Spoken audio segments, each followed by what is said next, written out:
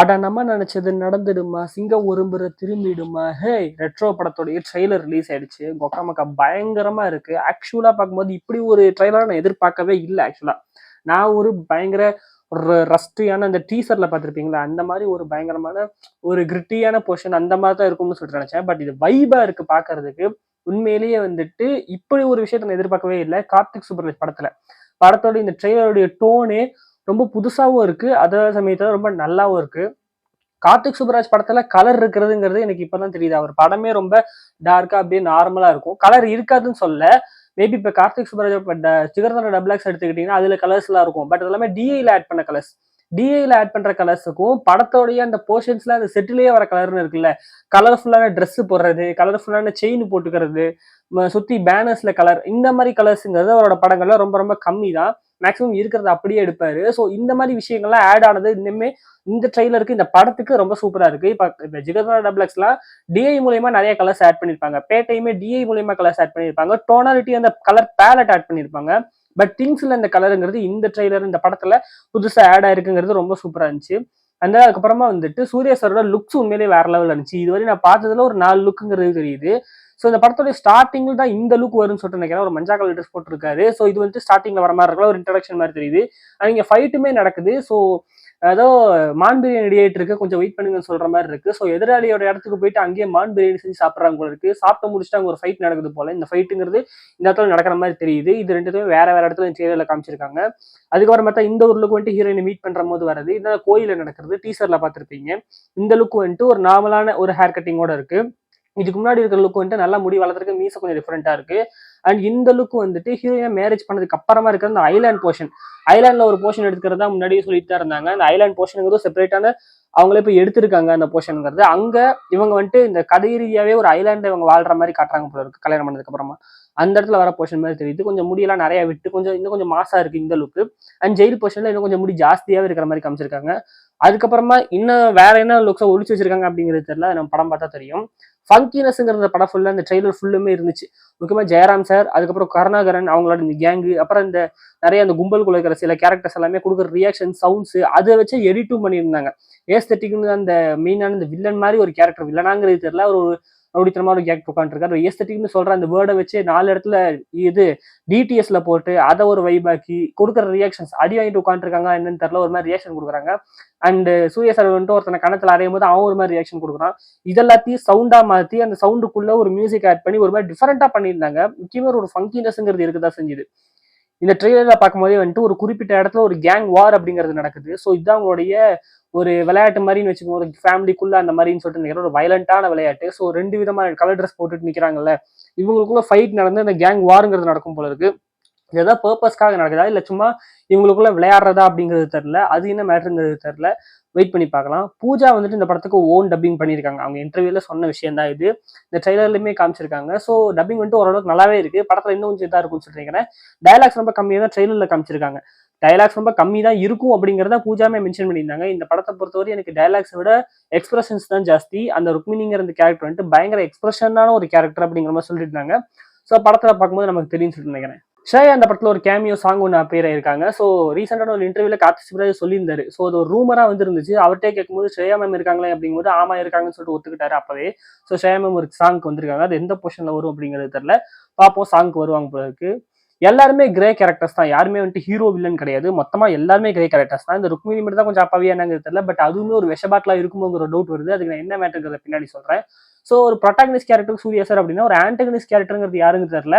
ஆன்டகனிஸ்டா இல்லாம ஒரு ஒரு எதிர் கேரக்டராவது இவர் இருப்பாருன்னு சொல்லிட்டு நினைக்கிறேன். இவர் யாருங்கிறது தெரியல. கேஸ்டிங்லையும் கொடுக்கல, விக்கிபீடியால செக் பண்ணப்பையும் தெரியல. அதுல இன்னொரு விஷயம் கிடைச்சது, அப்புறமா சொல்றேன். பட் இந்த கேரக்டர் வந்துட்டு ஒரு வில்லனா அப்படிங்கிறது தெரியல. பட் இவர் எதிரில் உட்காந்துட்டு பேசிட்டு இருக்காரு. இவர் தான் அந்த ட்ரெய்லர்ல கொஞ்சம் ப்ராமினென்ட்டாவே காமிச்சிருக்காங்க. கொஞ்சம் எழுத்து பேசுற மாதிரி கொஞ்சம் இதா ரொம்ப வைபாவும் இருக்காரு, ரொம்ப வயலண்டாவும் இருக்காரு. ஸோ இந்த கேரக்டர் மேபி வில்லனா இருக்கலாம், ஒரு மேபி ஆன்டனிஸ்ட், ஒரு எதிராளி, சூர்யா சாருக்கு ஒரு எதிராளியான ஒரு கேரக்டர் அப்படிங்கிற மாதிரி காட்டலாம்னு சொல்லிருக்கிறேன். விக்கிபீடியாவுக்கு போனேன்னு சொன்னேன்ல, அப்போ ஒரு விஷயம் ஆட்டுச்சு. என்னன்னா அதுல யங் ருக்மிணி அப்படின்னு சொல்லி மென்ஷன் பண்ணி ஒரு குட்டி ஆக்டர்ஸோட பேரு போட்டுருந்துச்சு. என்னடா யங் ருக்மிணின்னு போட்டிருக்கேன் அப்படின்னு சொல்லிட்டு யோசிச்சேன். மேபி பிளாஷ்பேக் அப்படிங்கிற இந்த படத்துல இருக்கலாம் போல இருக்கு. இவங்க 2 பேரும் சின்ன வயசுல இருந்தே லவ் பண்றாங்களா அப்படின்னு சொல்லி கேட்டா அப்படி இருந்துச்சு அப்படின்னா சூர்யா சாரோட அந்த யங் பாரிவேல் கண்ணன் அப்படிங்கிற அந்த பேர் வந்துட்டு மென்ஷன் ஆகலையே. அப்படி பார்க்கும்போது ருக்மிணிக்கு பிளாஷ்பேக் இருக்குன்னு சொல்லிட்டு நினைக்கிறேன். ஸோ இதை வச்சு என்னோட இன்னொரு கெஸ் இருக்கு. அது என்னங்கிறத நான் பின்னாடி சொல்றேன். ருக்மிணியோட பிளாஷ்பேக்ல என்ன வரும் அப்படிங்கிறது ஓரளவுக்கு என்னால கெஸ் பண்ண முடியுது. அது என்னன்னு நான் பின்னாடி சொல்றேன். சிங்கமொழி சார் வந்துட்டு ருக்மிணியோட அப்பா கேரக்டர் பண்ணியிருக்காரு. இன்டர்வியூல சொன்ன மாதிரி அவரோட கேரக்டர் ரொம்ப சின்னதாக தான் இருக்கும். அந்த பொசிஷனுக்கு வந்துட்டு அழகா பண்ணி கொடுத்து போயிட்டாருன்னு சொல்லியிருக்காரு. அதுக்கப்புறம் பிரகாஷ் ராஜ் அவர் வந்துட்டு ஒரு பிசினஸ் பார்ட்னரா என்ன எதுங்கிறது தெரியல. பட் அவரை பார்த்து ஜோஜி ஜார்ஜ் வந்துட்டு ஒரு கோவப்படும்போது ஜோஜி ஜார்ஜ் வந்துட்டு அப்படியே அமைதியா நிக்கிற மாதிரி தெரியுது. அவரு மேபி பொலிட்டீஷியன் ஆர் இவங்களுக்கு மேல இருக்கிறவங்க அந்த மாதிரி இருக்கலாம்னு சொல்லிட்டு நினைக்கிறேன். கிளியரா தெரியல. நாசர் சார் வந்துட்டு ஏன்டா ஒரு பெரிய மனுஷனை நிம்மதியா சரக்கு வச்சு தூங்க விட மாட்டீங்களாடா ஏன்டா கத்துறீங்கன்னு சொல்லிட்டு இங்கிலீஷ்ல கத்திட்டு இருக்காரு. ஸோ அவர் மேபி இந்த நான் சொன்ன அந்த வில்லன் மாதிரி ஒரு கேரக்டர்னு சொல்லிட்டு இவருக்கு அப்பாவா இருக்கலாம், இல்லைன்னா இவங்க ஃபேமிலியிலே ஒரு ஆளா கூட இருக்கலாம். என்ன மேட்டருங்கிறது தெரியல. இவனெல்லாம் என்ன பிசினஸ் பண்றாங்க அப்படிங்கிறது தெரியல. பட் ஒரு ஷாட்ல வந்துட்டு ஒரு ட்ரெயின் காமிச்சிருக்காங்க, ஒரு குட்ஸ் ட்ரெயின் போய்கிட்டு இருக்கு. அண்ட் ஒரு மிலிட்டரி ஆஃபீஸர் வந்துட்டு ஒரு கண்டெய்னர் திறக்கிற மாதிரி இருக்கு. இதெல்லாம் வச்சு பார்க்கும்போது ஏதாவது ஸ்மக்லிங்கா என்ன எதுங்கிறது தெரியல. ஸ்மக்லிங் ஏதாவது ஒரு இல்லீகல் பிசினஸ் பண்ற மாதிரி தான் இருக்குன்னு சொல்லிட்டு நினைக்கிறேன். மெயினா என்னங்கிறது தெரியல. பட் கட்ட பஞ்சாயத்து ரவுடிஸோ இதெல்லாம் விட்டுறேன்னு சொல்லிட்டு தான் ஹீரோ வந்துட்டு பாரிவேல் கண்ணன் ருக்மிணி கிட்ட சொல்றாரு. இதை தாண்டி வந்துட்டு இவங்க இந்த இல்லீகல் பிசினஸ்மே பண்ணுவாங்கன்னு சொல்லிட்டு நினைக்கிறேன். அது என்ன மேட்டருங்கிறது நம்ம படம் பார்த்தா தான் தெரியும். ஜோஜி ஜார்ஜ் வந்துட்டு அப்பா கேரக்டர் மேரேஜ்ல நல்லா ஜாலியா ஆடிட்டு இருக்காரு. ஆனா ட்ரெய்லரோட எண்டிங்ல வாடா மாவனேன்னு சொல்லிட்டு சண்டைக்கு நிக்கிறாரு. என்னடா இது நடுவில் என்ன ஆச்சுங்கிறது தெரியல. பெரிய ஒரு ரைவல்ரிங்கிறது இருக்கதான் போல இருக்கு. இந்த ஷாட் தான் என்ன ரொம்ப கன்ஃபியூஸ் பண்ணிச்சு. இவங்க யாருங்கிறது தெரியல. ஒரு மாதிரி ரெட்ரோ ஸ்டைல்ல இந்த இந்த நடிகர் திலகம் ட்ரெஸ் பண்ணிட்டு உட்காந்துருக்காங்க. இவங்க பாரியோடைய அம்மாவா இல்ல ருக்மிணியோட அம்மாவா? ருக்மிணியோட அம்மாவுக்கு ஏதாவது ஆச்சா என்ன ஏதுங்கிறது தெரியல. பட் இந்த ஷாட் வந்து ஒரு சின்ன ஷாட்டா வச்சிருக்காங்க. இது என்ன மேட்டருங்கிறது தெரியல. பிளாஷ்பேக்ல ஏதோ ஒரு மேட்டர் இருக்குன்னு சொல்லிட்டு நினைக்கிறேன். வெயிட் பண்ணி பார்ப்போம். அண்ட் ஒரு குழந்தைய காமிச்சிருக்காங்க. அந்த குழந்தைக்கு மேல சீல் வைக்கிறாங்க. இந்த குழந்தை யாருங்கிறது தெரியல. அந்த குழந்தையே நீங்க தான் சார்னு சொல்லிட்டு சூர்யா சார் தான் இந்த குழந்தையா அப்படிங்கிறது ஒரு டவுட் இருக்கு. பாரிவேர்கள் என்ன குழந்தையா இருக்கும் போதா அப்படிங்கிற ஒரு டவுட் இருக்கு. என்ன மேட்டர்னு தெரியல. ருக்மிணியா அப்படிங்கிற டவுட்டுமே இருக்கு. என்னன்னு தெரியல. பட் பார்ப்போம் அந்த குழந்தை என்ன மேட்டர்னு சொல்லிட்டு. இல்ல இவருக்கே குழந்தை இருக்கான்னு சொல்லிட்டு தெரியல. ஒரு ஷாட்ல வந்துட்டு இவங்க ரிஃப்ளெக்ஷன்ல வந்துட்டு பூஜா நின்று இருக்கும்போது அவங்க கையில குழந்தையோ நினைச்சேன். பட் அது குழந்தை கிடையாது, நாயை கொண்டு ஜான்விக் மாதிரி தான் ஆகிற போது போல இருக்கு. வெயிட் பண்ணி பார்ப்போம் அது என்ன ஆகுதுன்னு சொல்லிட்டு. ட்ரெயின்ல ஒரு இன்டென்ஸான ஃபைட்டுங்கிறது இருக்கு. அது என்ன மாதிரிங்கிறது தெரியல. கட்ஸுக்கு நடுவுல இதை காமிச்சிருக்காங்க. ஸோ இங்க ஒரு ஃபைட்டுங்கிறது இருக்கு. ட்ரெயின்ல ஏதோ ஒரு ஃபைட்டுங்கிறது இருக்கு. நிறைய லாட்ஸ் ஆஃப் ஃபைட்ஸுங்கிறது இருக்கு. அண்ட் வேற வேற இடங்கள்லயுமே அந்த ஃபைட் இருக்கு போல இருக்கு. செட் பீஸா ஃபீல் ஆகும் போல இருக்கு. இந்த ஷாட் தான் பயங்கரமான ஒரு ஷாட்டு. என்னன்னா அந்த நான் சொன்னேன்ல ஒரு பெரிய ஃபைட் நடக்குதுன்னு சொல்லிட்டு. ஸோ அந்த இடத்துல வந்துட்டு இப்ப சூர்யா சாரோட டீம்ல இருக்கிறவங்க எல்லாம் ஜாலியா பின்னாடி நின்று ஹாயா பார்த்துட்டு தான் இருக்காங்க. பட் சூர்யா சார் உள்ள வந்து எல்லாரையும் அடிச்சு போட்டு ஒருத்தனை காலை பிடிச்சி தாக்கறோம் இழுத்துட்டு போறாரு. ஸோ இந்த சீன் வந்துட்டு பயங்கர மாசா இருக்கு. ஒரு ஒத்தாலா போய் அத்தனை பேர்த்தையும் அடிச்சுட்டு தி ஒன் அப்படின்னு சொல்லிட்டு முன்னாடி சொல்லிட்டு இருந்தாங்கல்ல, அந்த ஒத்தாலா போய் அத்தனை பேர்த்தையும் அடிச்சுட்டு ஒருத்தனை மட்டும் தரத்தரன்னு இழுத்துட்டு வருது செம்ம மாசா இருந்துச்சு. அப்படி இல்லைன்னா இந்த கேமே வந்துட்டு ஒரு கபடி மாதிரி ஒருத்தன் போய் மற்றவங்க எல்லாரையும் சமாளிச்சுட்டு வர மாதிரி கேமா அப்படிங்கிறது தெரியல. எல்லாரையும் அடிச்சுட்டு ஒரு அடியாவது அடிச்சுட்டு ரிட்டர்ன் வந்தா அவங்க அவுட்டு அந்த மாதிரி ஏதாவது அங்க தெரியல. நம்ம படம் பார்த்தா தெரியும். வெயிட் பண்ணி பார்ப்போம். அண்ட் வந்துட்டு கார்த்திக் சுப்ராஜ் இன்டர்வியூல சொல்லும் போதே நினைச்சேன் பேட்டைக்கு அப்புறம் இந்த படம் தான் வந்துட்டு ஒரு மெயின் ஸ்ட்ரீமான படம் சொல்லும் போதே ஒரு டவுட் வந்துச்சு. அதுக்கேற்ற மாதிரி இந்த படத்தோட ட்ரைலர்லயே சிறப்பான தரமான சம்பவங்கள் இனிமே தான் பார்க்க போறீங்கன்னு சொல்லிட்டு டைலாக் வச்சிருக்காரு. செம்ம மாசா இருந்துச்சு அது. ஸோ தியேட்டர் மொமெண்ட்டுமே பயங்கரமா இருக்கும்னு சொல்லிக்கிறேன் அந்த இடத்துல. அண்ட் அந்த இடம் வந்துட்டு மேபி எனக்கு தெரிஞ்ச அந்த ஃபைட்டுக்கு அப்புறம் தான் அந்த ஐலாண்ட் ஃபைட்டுக்கு அப்புறம் தான் இருக்கும்னு சொல்லிட்டு நினைக்கிறேன். ஐலாண்ட்ல இவங்க அட்டாக் பண்றதுக்கு வந்துடுறாங்க ஹீரோயின் இருக்கும் போதே. பட் அட்டாக் பண்ண வந்த உடனே அடிச்சு போட்டு இதான்னா என்னை விட்டு வயலன்ஸ் இன்னும் போகவும் போகாதுன்னு சொல்லிட்டு கத்தி வீசுறாரு. ஸோ அதனால மேபி இன்டர்மிஷனா இருக்கலாம். இவங்க எல்லாரும் இந்த வயலன்ஸ் எல்லாத்தையும் வேணான்னு சொல்லிட்டு விட்டு வந்துமே இந்த வயலன்ஸ் வர துரத்துது. அந்த வயலன்ஸ் இவரால் விட முடியல அப்படிங்கிற அந்த இடம் வந்துட்டு இன்டர்மிஷனா இருக்கலாம். மேபி அங்கதான் சிறப்பான தரமான சம்பவங்கள் என்ன பார்க்க போறீங்க அப்படின்னு சொல்லும் போது வில்லன்ஸுக்கு வந்துட்டு ஒரு வார்னிங் கொடுக்குற மாதிரி இருக்கும்னு சொல்லிட்டு நினைக்கிறேன். வெயிட் பண்ணி பார்ப்போம். ஃபைட்டிங்லேயே இந்த ரெட்ரோ ஸ்டைலுங்கிறத காமிச்சிருந்தாங்க. ஸோ அடிச்சுட்டு இந்த கையை ரொட்டேட் பண்றது இந்த மாதிரி சில கிமிக்ஸ் வேலையெல்லாம் பண்ணியிருந்தாங்க. கன்னிமாவோட பீட்ல எடிட் அவ்வளோ கிளீனா இருந்தது. அதுக்கு மேல எடிட்டுக்கு மேல சில சவுண்ட் எஃபெக்ட்ஸ், அதுக்கு மேல இவங்க கொடுக்குற ரியாக்ஷனோட சவுண்ட் எஃபெக்ட்ஸ் ஊன்னு கொடுக்கறது அதெல்லாம் எடுத்து சோவி ஒரு மாதிரி டிஃபரெண்டா ரொம்ப விசித்திரமா இருந்துச்சு ட்ரெய்லரு. ஒரு நல்ல வைபுங்கிறத செட் பண்ணியிருக்காங்க போல இருக்கு. தட்டுன்னு பொழந்துரும் அப்படின்னு சொல்லிட்டு ஒரு டைலாக் வந்துட்டு ஒரு பஞ்ச் டைலாகா இருக்கு போல இருக்கு இவருக்கு. ஸோ பாஸ்ட்ல இந்த ஒரு டைலாக் வந்துட்டு சொல்லி இது பண்ணிட்டு இருப்பாரு போல இருக்கு. ப்ரெசென்ட்ல உண்மையில அடிச்சு வாய் கிழிச்சிடறாரு போல இருக்கு. தட்டுன்னு பொழந்துருச்சு அப்படின்னு சொல்றாரு, மண்டை பொழந்துருச்சு போல இருக்கு. இந்த டைலாக் ரொம்ப மாசா இருந்தது. அண்ட் ஜெயிலுக்குள்ளேயுமே சில ஃபைட்லாம் நடக்க தான் செய்யுது. ஜெயிலுக்குள்ளேயுமே சில ஸ்டோரிங்கிறது இதாக போங்க. டிப்ரெஷன்ல உட்காந்துட்டு இருந்தாலுமே அங்க கொல்றதுக்கும் வராங்க, அங்க ஒரு மாசும் பண்ணிட்டு இருக்காரு, அங்க என்ன கதைங்கிறது தெரியல. ஸோ இதெல்லாம் தான் காமிச்சிருக்காங்க. ஸோ இதெல்லாம் மெயின் திங்கா காமிச்சிருக்காங்க. ரொம்ப பெருசா ஸ்பாயில் பண்ணல. பட் நமக்கு இதெல்லாம் பார்த்து இதெல்லாம் ஓரளவுக்கு கனெக்ட் பண்ணி என்ன மாதிரி ஸ்டோரி அப்படிங்கிறத வந்துட்டு நம்ம ஓரளவுக்கு ஜென்ரேட் பண்ண முடியுது அப்படின்னு சொல்லிட்டு பார்க்கும்போது எனக்கு தெரிஞ்சு நான் ஒரு ஸ்டோரிங்கிறத சொல்றேன். இது நடக்குமான்னு தெரியல. படம் வந்து ரிலீஸ் ஆனதுக்கு அப்புறமா இது நடக்குதா இல்லையாங்கிறத தனியாக ஒரு வீடியோல பார்ப்போம். ஸோ கேங்ஸ்டர் லைஃப்ல வாழ்ந்துட்டு இருக்கிற பாரிவேல் கண்ணன் அவங்களோட ஃபேமிலியோட பெரிய கேங்ஸ்டர் லைஃப் வாழ்ந்துட்டு இருக்காரு. அந்த சமயத்தில் ருக்மிணி மீட் பண்றாரு. ருக்மிணி மேல லவ் இருக்கு. ஸோ லவ் பண்ணும்போது ருக்மிணி என்ன சொல்றாங்கன்னா, நீ வந்துட்டு உன் கேங்ஸ்டர் ஃபேமிலியோட இருக்கிறது எனக்கு பிடிக்கல, அதெல்லாம் விட்டு வந்தீங்கன்னா நான் உன்னை கல்யாணம் பண்ணிக்கிறேன்னு சொல்றாங்க. ஸோ அதெல்லாம் விட்டு வரேன்னு சொல்லிட்டு அவங்க கிட்ட ஓகே சொல்லிட்டு இந்த விஷயத்தை வீட்டில் சொல்லலான்னு பார்த்தா வீட்டில் லவ் பண்றான்னு தெரிஞ்ச உடனே வா கல்யாணம் பண்ணி வைக்கிறேன்னு சொல்லிட்டு கல்யாணம் பண்ணி வைக்கிறாங்க. பட் அவங்க கிட்ட சொல்லவே இல்லை இந்த மாதிரி வந்துட்டு நான் அவங்க ஃபேமிலியை விட்டு விலகணும், இந்த இந்த விஷயத்தை விட்டு நான் விலகணும்னு சொல்லவே இல்லை போல இருக்கு. பட் கல்யாணம் அதனாலதான் வந்துட்டு கன்னிமா சாங்குல வந்துட்டு அவர் ரொம்ப சீரியஸா இருக்கிற மாதிரி காமிச்சிருப்பாங்க. செம்ம ஜாலியா இருக்க வேண்டிய இந்த கல்யாண பொஷன்ல அவர் சீரியஸா இருக்காரு அப்படின்னா அதுதான் மேட்டர்னு சொல்லிட்டு நினைக்கிறேன். ஹீரோயின் கிட்ட சொல்லிட்டேன் அப்படின்னு சொல்லி ஏதோ ஒன்று சமாளிச்சுட்டு அந்த சாங் ஃபுல்லுமே அவர் வந்துட்டு ஒரு மாதிரி உருன்னு இருக்கிறதுக்கான காரணம் மேபி இந்த ஒரு ரீசனா இருக்கலாம்னு சொல்லிட்டு நினைக்கிறேன். பட் கல்யாணம் ஆனதுக்கு அப்புறமா இந்த விஷயத்த சொல்லி தான் ஆகணும். சொன்னதுக்கு அப்புறமா ஒவ்வொருத்தரோட ரியாக்ஷன் ஒரு மாதிரி இருக்கு. அந்த ஒரு பர்டிகுலர் கேரக்டர் வில்லன் மாதிரி இருக்காருன்னு சொன்னால அவர் வந்துட்டு இந்த ஏஸ்தெட்டிக்கான இந்த ஒரு லைஃப், இந்த ஃபைட், இந்த லைஃப் இதுதான் ஒரு செமையான லைஃப், இதெல்லாம் நிறுத்த சொன்னா எப்படி நிறுத்துறது அப்படின்னு சொல்லிட்டு கேட்கிறாரு. அண்ட் நான் இந்த மாதிரி வந்துட்டு உங்களால விட்டு போறேன், இந்த மாதிரி ஒரு இடத்துக்கு போறேன் அப்படிங்கும்போது எப்போ வருவேன் அப்படின்னு சொல்லிட்டு தான் அந்த கேங்ஸ்டர் மெம்பர்ஸ் எல்லாம் கேட்கறாங்க. ஜாலியா உட்காந்துட்டு எப்போ வருவேன் அப்படின்னு சொல்லிட்டு கேட்கறாங்க. அதுவே ஒரு அதை வச்சு ஒரு வைப்லாம் பண்ணியிருந்தாங்க.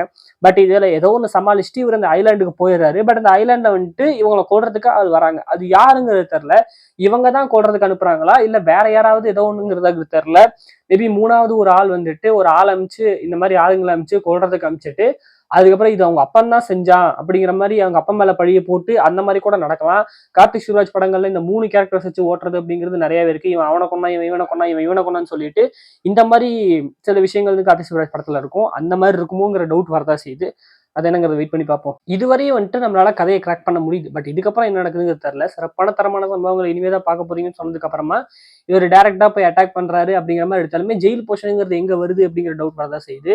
டேரக்டா போய் இங்க ஃபைட் பண்றாரா இல்ல ஜெயிலுக்கு போயிட்டு வராரா, ஜெயில் எதுக்கு போறாரு, எதனால போறாரு, ஹீரோயின் வந்துட்டு நீ போய் திருந்திட்டு வான்னு சொல்லிட்டு ஜெயிலுக்கு அமுச்சு விட்டுறாங்களா இல்ல அங்க ஏதாவது போலீஸ் கண்டுபிடிச்சு ஜெயில தூக்கி போட்டுறாங்களா, அது என்னங்கிறது தெரியல. மூணாவது ஒரு ஆள் கேம் பிளே பண்றானுங்கிறது தெரியல. இது எல்லாத்தையும் தாண்டி வேங்கை தமன்னா மாதிரி வந்துட்டு இவங்களே ரிவெஞ்ச் எடுக்கிறதுக்கு தான் வந்தாங்க, பூஜாவே வந்துட்டு ரிவெஞ்ச் எடுக்கிறதுக்காக தான் இந்த குடும்பத்துக்குள்ள வந்தாங்க அப்படின்னு சொல்றாங்களோ ஒரு டவுட் வரதான் செய்யுது. என்ன மேட்டருங்க நம்ம போய் வெயிட் பண்ணி மே 1 வந்துட்டு பார்த்தா தெரியும். ஓவராலா பண்ணிட்டு ஒரு பயங்கரமான ட்ரெய்லர், ஒரு பயங்கரமான ப்ரீமியர்ஸ் கொடுத்துருக்காங்க. பட் இந்த ஃபன்னு, இந்த முக்கியமா சொன்ன மாதிரி லவ் லாஃப்டர் வார் அப்படிங்கிறது இந்த படத்துல இருக்கதான் போகுது. லவ் இருக்கு, லாஃப்டர் உண்மையிலேயே ஃபன்னா இருக்கு. ட்ரைலரே ஃபன்னா இருக்கு. படத்துக்குள்ளேயுமே நிறைய டார்க் ஹியூமர்ஸ், நிறைய நல்லா வயிறு வச்சு சிரிக்கிற மாதிரி நிறைய இடங்கள் இருக்கும்னு சொல்லிட்டு நினைக்கிறேன். அதுக்கப்புறம் வார் முக்கியமா அதெல்லாம் செம்ம சூப்பரு. அந்த ஃப்ரேம் இருக்கே, ஃப்ரேமு அந்த ஒருத்தனை வர சொல்லணும்னு அப்படியே வரும்போது செம்ம மாசா இருந்தது. அந்த ட்ரெஸ்ஸுக்கும் அந்த வெப்பனுக்கும் அதுவே செம மாசா இருந்துச்சு. ஒரு மாசான ஒரு வாருமே இருக்கதா செய்யுது. ஃபுல் ஃபைட்டு, அதோட லவ், அதோட நிறைய ஃபன்னு சொல்லிட்டு பயங்கர பேக்கேஜிங்கா இருக்க போகுதுன்னு சொல்லிட்டு நினைக்கிறேன். பேட்டையுமே இதே ஒரு சாயல்ல தான் இருக்கும். அதுல வந்துட்டு லவ் அப்படிங்கிற இடம் வந்துட்டு புருஷன் பொண்டாட்டி மேல வைக்கிறது, அதுக்கப்புறம் ஃப்ரெண்ட்ஸுக்குள்ள இருக்கிற லவ், அதுக்கப்புறம் வந்துட்டு தங்கச்சி இருக்கிற லவ், தங்கச்சி பையனுக்கு இருக்கிற லவ், அதுக்கப்புறம் இந்த மாதிரிலாம் வேற வேற போர்ஷன்ஸான லவ்ங்கிறது இருக்கும். வேற வேற வேர்ஷன்ஸ் ஆஃப் லவ் இருக்கும். அதுலயும் லாஃப்டர் இருக்கும், அதுலயும் வார் இருக்கும். அண்ட் அதுக்கேற்ற மாதிரி தான் இந்த படமே செட் ஆயிருக்கு. அப்படிங்கும்போது பேட்டைக்கு அப்புறமா வந்துட்டு இன்னொரு மாசான ஒரு படமா இருக்குன்னு சொல்லி நினைக்கிறேன். நடுவில் கார்த்திக் சுப்ராஜ் படங்கள்லாம் என்னதான் ஹிட் ஆனாலுமே எனக்கு பிடிச்சாலுமே மாசான டிஎஸ்ங்கிறது சரியா பிடிக்கல. சில பேருக்கு ஜெகமே தந்திரம் பிடிக்கல, சில பேருக்கு வந்துட்டு மகான் பிடிக்கல.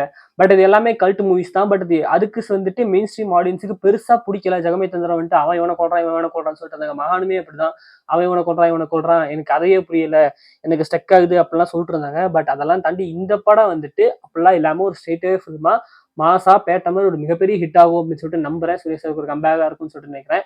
ஸோ வெயிட் பண்ணி பார்ப்போம் தியேட்டர்ல மே 1 என்னன்னு சொல்லிட்டு. ஸோ இந்த ட்ரெயிலர் பத்தி உங்களோட ஒப்பீனியன்ஸ் என்ன, இதை பத்தி நீங்க என்ன உங்களுக்கு வந்துட்டு கிராக் பண்ணிருந்தீங்க அப்படின்னா அதை மறக்காம கீழே கமெண்ட் பண்ணுங்க. ஸோ இந்த வீடியோ இவ்வளவு தூரம் பார்த்துட்டு இந்த வீடியோ உங்களுக்கு பிடிச்சிருந்துச்சு அப்படின்னா மறக்காம ஒரு லைக் தட்டி சப்போர்ட் கொடுங்க. நம்ம சேனல்ல போற வீடியோஸ்லாம் உங்களுக்கு பிடிக்கும் அப்படின்னா மறக்காம சப்ஸ்கிரைப் பண்ணி உங்களுக்கு சப்போர்ட் கொடுத்தீங்கன்னா ரொம்ப நல்லா இருக்கும்.